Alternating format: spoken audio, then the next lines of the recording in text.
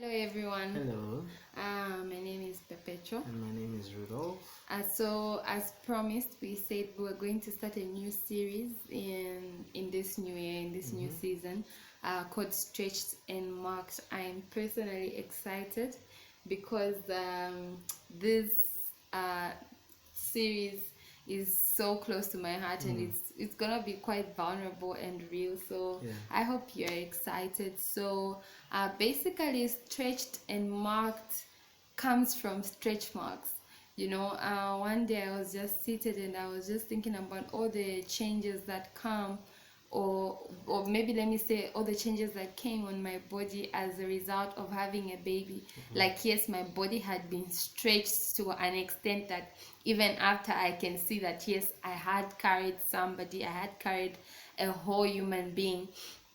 And so one day I was seated and the Lord began to minister to me about every time He stretches people, it's so evident that you cannot ignore them, that That's there's true. something that has been done in them. It's almost like those stretch marks. I know that it's quite an uncomfortable topic to talk about, but it's you can see that this person, there's something about them, and that is their mark from the stretch that they went through. So for us, our stretch really has been in becoming parents, first time parents. So today we're going to talk about the decision to have a baby. Maybe Pastor P can start.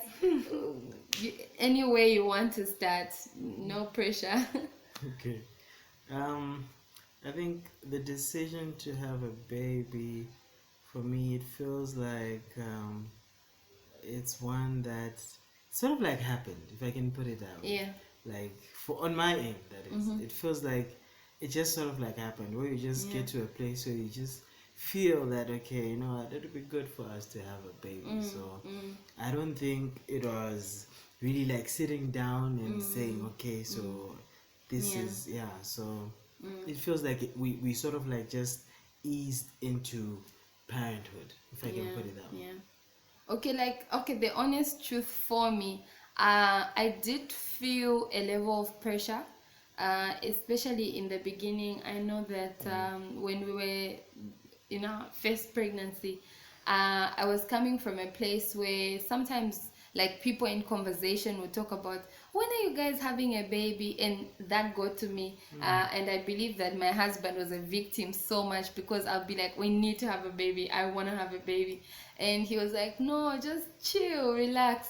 But for me, I wasn't having it, because I was the one who was listening to people talking about, you guys are wasting so much time, like, when are we expecting a bump and stuff like that. And it's a very unhealthy place to be, because Yeah, it is. it even when, like, we suffered a miscarriage, 2 months, 3 months in, I wanted a baby. And when it wasn't happening, I started getting frustrated.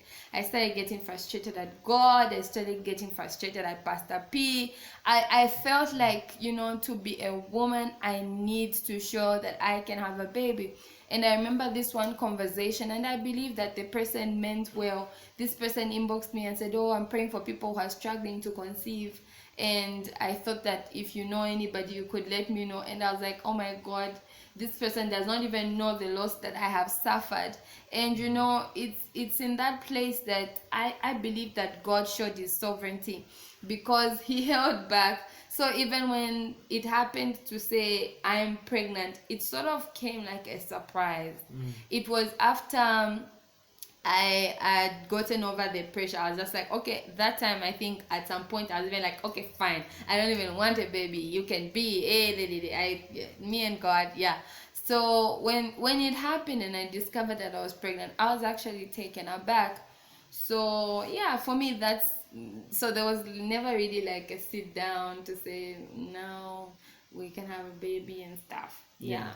Yeah. And for me, I think that it's something like if I were to give advice to someone, to a newly married couple, I would actually advise them not to do it the way that we did it. Yeah. In the sense that I think it's a very important thing to actually plan, to Yeah. really plan, you Yeah. know, to decide that okay, now or when do you think we will be at a place where we can accommodate a baby? Because I think the stretching that happens to a mother is all about an increase in capacity. Yeah. Where what you had at a certain point will no longer be able to sustain two people. So there has to be an increase in capacity.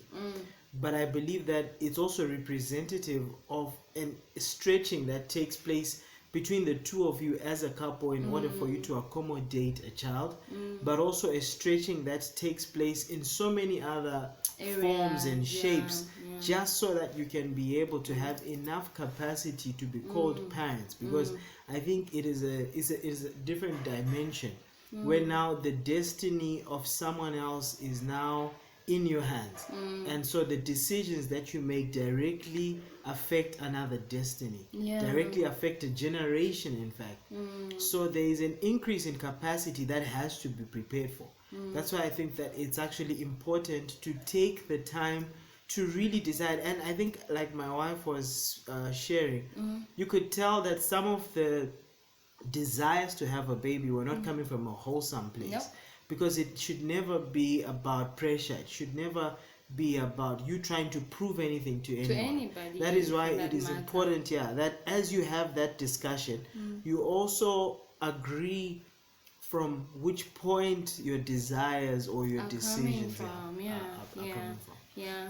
And like he said, I would also like advise a young couple to take the time, and also I know that this is a territory that we don't really go into. Like I had a lot of surprises becoming a new mom. Like my younger brother is like 3 years younger than me. So I never got exposure to being in a house with a baby. The first time I changed the diaper was my daughter at the hospital after I delivered. So I had a lot of surprises, and I learned that it's beyond a cute picture. It's beyond having, oh my God, this baby is so cute. Because for me, that was what having a baby was about. Yeah, so when I have so my own baby, my own child in my house, and I'm thinking, oh my God, I have no idea what I'm doing. And I think that as young couples, it's okay to not let people pressure you, and it's okay to do your research. It doesn't mean you're not serious. And also, the honest truth is that people will tell you to have a cute baby. People will say, oh, you guys can make a cute baby.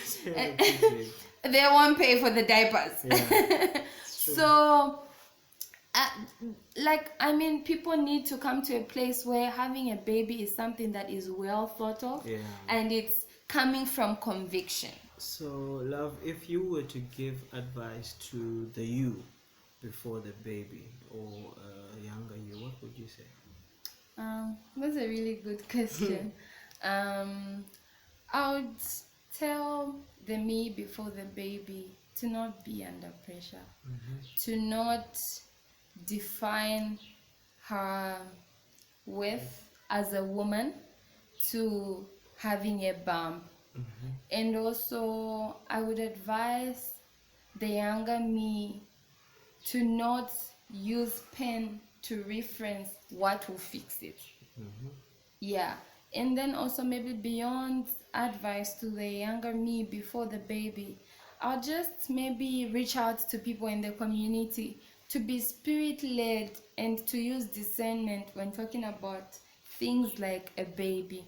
Because sometimes you don't know that this person has been crying the whole night to God, asking why I can't have a baby, and you're there talking about, oh, when are we saying the bump and stuff like that. So let's be sensitive. Also, let's just genuinely care for people and make them believe that whether you are a mommy now or not yet, you're still good enough. And you're okay. And if you feel that you're burdened for someone, pray for them. Pray for a fruit of the womb for them if the Lord leads you. You don't even need to go tell them, oh, I was praying and this is what was impressed on my heart. Just pray for them, because you don't always have to tell people that I'm praying for you. Yeah, that's what I would say. Wow, that is so profound. That is so profound. So thank you so much for watching. I hope that you will join us for episode 2 of Stretched and Max. It's exciting. I'm really excited, because we are really touching the surface. We hope to keep getting into it so that we can share some of our lessons in this journey. Yeah. This beautiful, amazing Beautiful journey. journey. And just one more thing. I believe that, beyond our flaws and our unhealthy appetites, God is so sovereign. Because He loves the child, He will equip you and stretch you so that you are able to accommodate this little person. I mean, I used to be a heavy sleeper before the baby, but now I wake up so easily, like Yeah, like she literally just goes, and she's up, and like jumps off the bed. and I love taking care of this little girl. Like, it's just the grace of God. So sometimes God will supply His grace. He does. Where we fall does. so Always, always. miserably short. Like, half the time I've been like, I'm such a terrible mommy. But like, with the grace that God has supplied, I've realized that God is more concerned about the destiny of this child more than I'll ever be, more than I'll ever want to safeguard her. He's looking out for her. Yeah, He is. What an amazing journey it is. Like, parenthood it's beautiful beyond words. And so until we meet again in our next video. Thank you so much. God bless you. All right.